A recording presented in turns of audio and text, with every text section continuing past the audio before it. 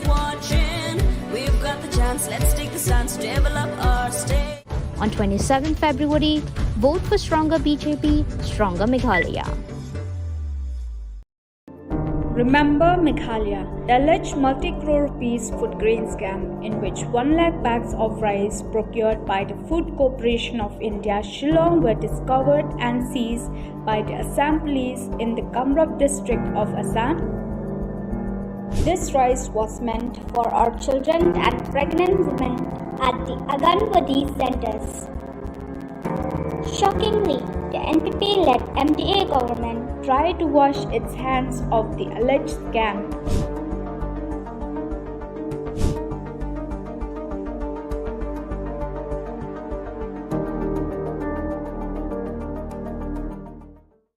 रानीकोट से नोमजारी 306 करोड़ की लागत से 33 किलोमीटर 2 लेन पेव शोल्डर सड़क निर्माण का काम जून 2023 में पूरा हो जाएगा। नोमजोरी से महेश खोला तक 283 करोड़ रुपए की लागत से 25 किलोमीटर का 2 लेन पेव शोल्डर सड़क निर्माण का काम जून 2024 में ही हो जाएगा। महेश खोला से कनई तक 260 करोड़ की लागत से 24 किलोमीटर 2 लेन पेव शोल्डर सड़क का निर्माण का काम मार्च 2024 तक हो जाएगा। कनई से रोंगरा होकर पांडा तक 303 करोड़ की लागत से 30 किलोमीटर 2 लेन पेव शोल्डर सड़क का निर्माण का काम मार्च 2024 तक हो जाएगा। पांडा से बागमारा तक 145 करोड़ की लागत से 17 किलोमीटर का काम 2 लेन पेव शोल्डर का अक्टूबर 2024 तक निर्माण हो जाएगा। और मैं अक्टूबर में यहां आकर इस रोड का उद्घाटन करूंगा, ऐसा वचन आप सबको देता। इस काम में भी लैंड एक्विजिशन फॉरेस्ट की बहुत तकलीफ है और मैं राज्य सरकार में अधिकारियों को अनुरोध करता हूं कि वो अगर इसको क्लियर कर देंगे तो उससे पहले 6-7 महीने पहले मैं ये काम पूरा करके दूंगा।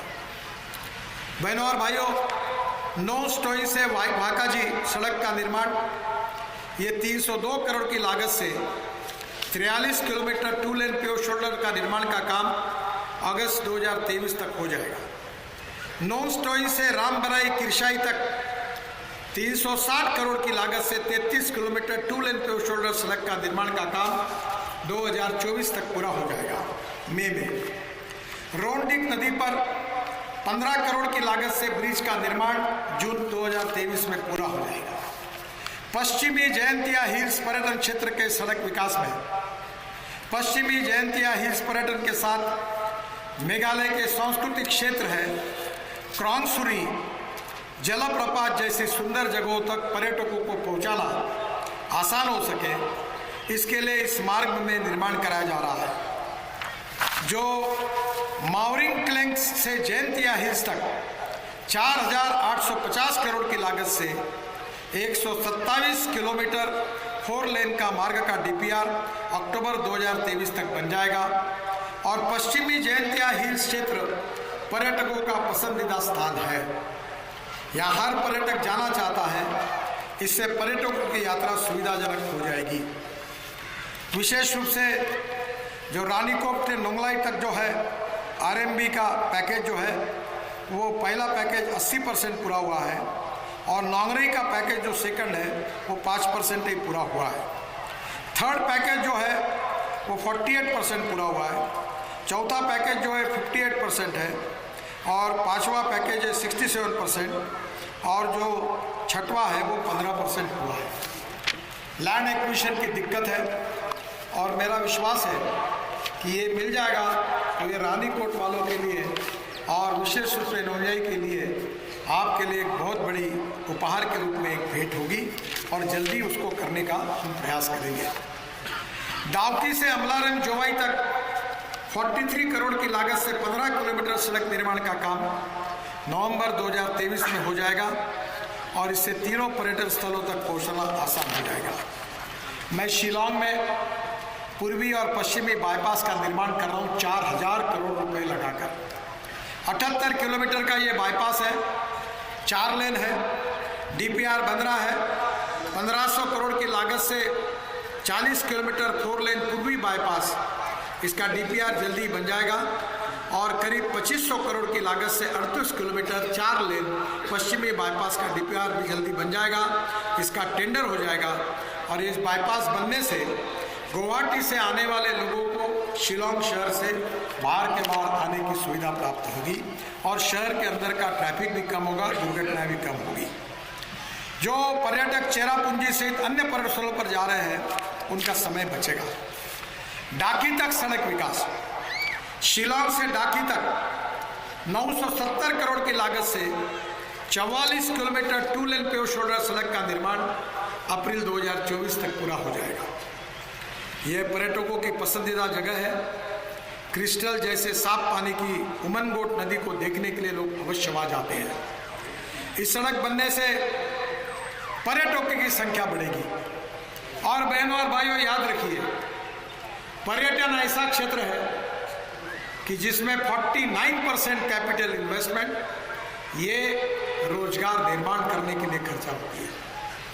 The most important thing related with the tourism, that 49% of the capital investment and expenditure is going to make expenditure on creating employment potential. By more tourism, we will create more employment potential in Meghalaya, and by the way, we will definitely going to eradicate the poverty. To create more employment potential is the basic important thing for Meghalaya and the people of Meghalaya. और मैं मानता हूँ कि इसके लिए हमारी priority है। प्रमुख पर्यटन स्थल विलियम नगर को जोड़ने के लिए दीना दुबी से दरू के होकर विलियम नगर तक हम 5000 करोड़ रुपए की लागत से 80 किलोमीटर 4 लेन सड़क का डीपीआर बना रहे हैं। जुलाई 2023 तक बन जाएगा और इस मार्ग से आसाम, मेघालय, पूर्व पश्चिम क्षेत्र के बीच बेहतर कनेक्टिविटी हो जाएगी। यहाँ गारो हिल्स से जो कोयला ट्रांसपोर्ट का प्रमुख मार्ग है, सड़क चौड़ीकरण के समय से कॉस्ट भी बचेगी, ईंधन भी बचेगा और निश्चित रूप से इससे आपको फायदा होगा। जो तुरा पर्यटन क्षेत्र है उसके भी सड़क विकास के लिए हम ध्यान दे रहे हैं। जो मेघालय में आता है एक बार तुरा जरूर घूमना चाहता है। यहाँ की प्रकृति लोगों को आकर्षित करती है। इसी बात को ध्यान में रखकर तुरा को बेहतर कनेक्टिविटी से हम जोड़ रहे हैं। तुरा से डलू तक 553 करोड़ की लागत से 51 किलोमीटर 2 लेन पेव शोल्डर के मार्ग का निर्माण मार्च 2024 तक पूरा हो जाएगा। तुरा और दरुगुरा शहर के पास 2 करोड़ की लागत से मौजूदा पुलियों का पुनर्निर्माण कराया गया है। तुरा में 1000 करोड़ की लागत से 28 किलोमीटर 2 लेन पेव शोल्डर बाईपास का डीपीआर जल्दी बन जाएगा। उस काम को भी हम शुरुआत करेंगे। अब सबसे महत्वपूर्ण बात है वो गुबरी फुलवारी ब्रिज ब्रह्मपुत्र पर। मुझे बहुत खुशी हो रही कि गुबरी फुलवारी ब्रिज 5000 करोड़ रुपए का मंजूर करके मैं आया हूं और ये ब्रिज बनने से निश्चित रूप से विकास की गति बढ़ेगी। ये महत्वपूर्ण ब्रिज है। 10 साल ब्रिज बनाने की मांग हो रही थी पर कुछ हुआ नहीं। मैंने इस 5000 करोड़ के प्रोजेक्ट को मान्यता दी है और जल्दी इसके कार्य का शुभारंभ होगा। ये ब्रिज बनने से फुलवारी से गुबरी की दूरी 203 किलोमीटर कम हो जाएगी और फुलवारी के लोगों को सबसे नज़दीक का शहर गुबरी होगा। और यह ब्रिज बनने से फुलवारी वालों को चिकित्सा, शिक्षा, बाजार सहित तरह की अनेक दिक्कतों का हल हो जाएगा। यह ब्रिज बनने के बाद भूटान और बांग्लादेश में आने जाने वाले जो डिस्टेंस है वो मेघालय से 150 किलोमीटर कम हो जाएगा। फुलवारी से गोयर आगरे ये 580 करोड़ का लागत से 62 किलोमीटर का 2 लेन पेव शोल्डर सड़क का निर्माण का भी डीपीआर पूरा होते हुए आ रहा है और जल्दी हम इसको पूरा करेंगे। मेघालय के विकास के लिए, नॉर्थ ईस्ट के विकास के लिए हम लोग विशेष रूप से एक बहुत बड़ा मल्टी मॉडल लॉजिस्टिक पार्क जोगी डोपा में बना रहे हैं।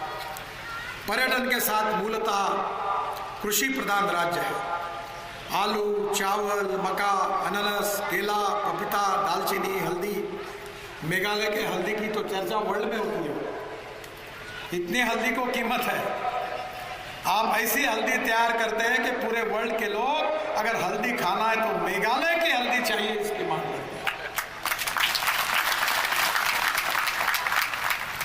इसके अलावा यहाँ सीमेंट, कोयला, चूना पत्थर, सिलिमेनाइट, चीनी मिट्टी और ग्रेनाइट का उत्पादन भी होता है। भविष्य में यहाँ का किसान पूर्वोत्तर राज्यों के लिए रोल मॉडल बनेगा, ऐसा मेरा विश्वास है। आसाम के जोगीघोपा में बन रहे पहले मल्टी मॉडल लॉजिस्टिक पार्क को मेघालय से जोड़ा जाएगा। मैं ही बना रहा हूँ, मेरे डिपार्टमेंट की ओर से ब्रह्मपुत्रा पर। मल्टी मॉडल का मतलब है जहाँ नेशनल हाईवे है, जहाँ रोड है, जहाँ एयरपोर्ट है और जहाँ रेलवे है, चारों एक जगह है, उसको मल्टी मॉडल बोलते हैं। वो मल्टी मॉडल लॉजिस्टिक पार्क आपके विकास के लिए मैं आसाम में ब्रह्मपुत्रा पर जोगीघोपा में बना रहा हूँ। उसका काफ़ी काम हुआ है, 6-7 महीने में उसके उद्घाटन के लिए मैं वहाँ जरूर आऊँगा। ये जो जोगीघोपा का जो मल्टी मॉडल लॉजिस्टिक पार्क है, इससे मेघालय की सब्जी हो, यहाँ के किसान की उपज हो, यहाँ का मिनरल हो, यहाँ का बाम्बू हो, ये सब बाहर जाएगा। तुरा से पैकन तक 2000 करोड़ की लागत से 56 किलोमीटर 4 लेन मार्ग का भी DPR बन रहा है। जल्दी हम ये भी काम शुरू करेंगे। ये सड़क भारत बांग्लादेश व्यापार गलियारी हिस्से का है। इसके साथ मेघालय को जोगीघोपा में बन रहे MMLP से हम जोड़ेंगे। धुबरी से NW2 तक जो हमारा वाटरवे, नेशनल वाटरवे, उसको भी हम 8 किलोमीटर सड़क को 4 लेन बना रहे हैं। और फुलवारी ब्रिज से होकर मेघालय को मल्टी मॉडल लॉजिस्टिक पार्क से डायरेक्ट कनेक्टिविटी मिलेगी। बहनों और भाइयों, मैं ट्रांसपोर्ट मंत्री हूँ। मैंने इलेक्ट्रिक पर चलने वाली बसेस, ट्रक, कार और स्कूटर लाई है। ये जो बाम्बू आपके यहाँ बनता है, इससे आसाम में हम बायो इथेनॉल बना रहे हैं। और मेरा सपना है कि हमारा किसान केवल अन्नदाता नहीं, ऊर्जादाता बने। Diversification of agriculture towards energy and power sector. हम 16 लाख करोड़ रुपए का fossil fuel, petrol, diesel, gas import कर रहे हैं। मेरा सपना है कि इस देश का किसान केवल अन्नदाता नहीं, इस देश का किसान ऊर्जादाता बनेगा।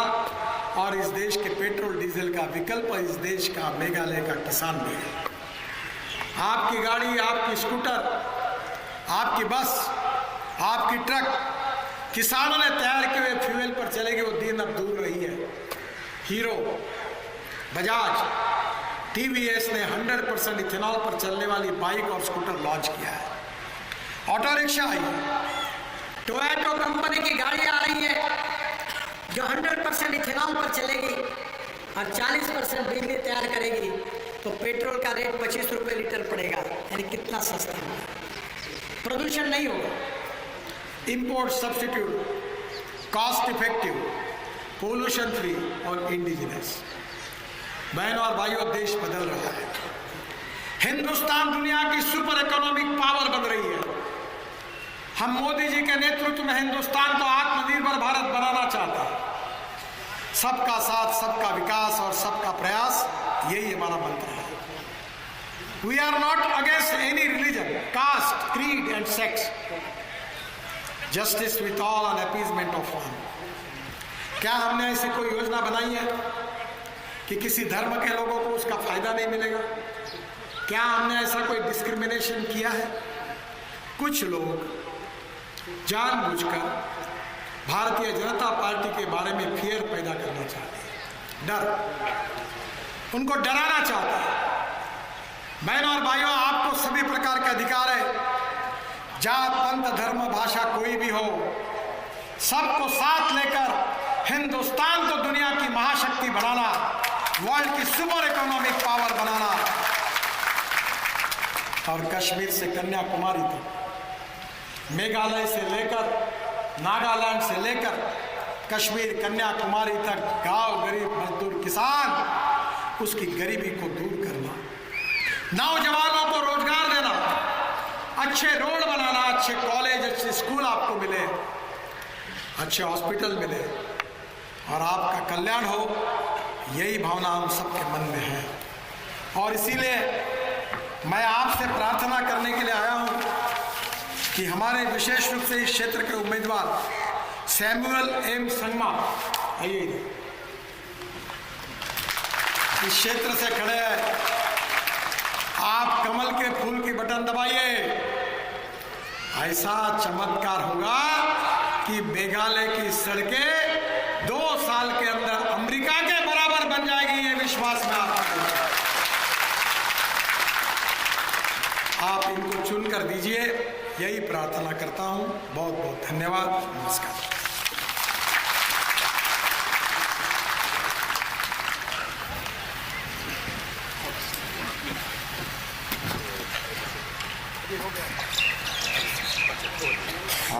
Thank you very much sir, बहुत बहुत धन्यवाद।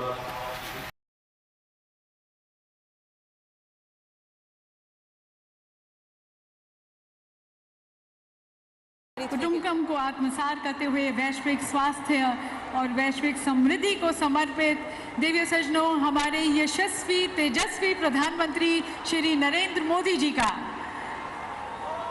और माननीय प्रधानमंत्री जी का हम कोटि कोटि धन्यवाद करते हैं।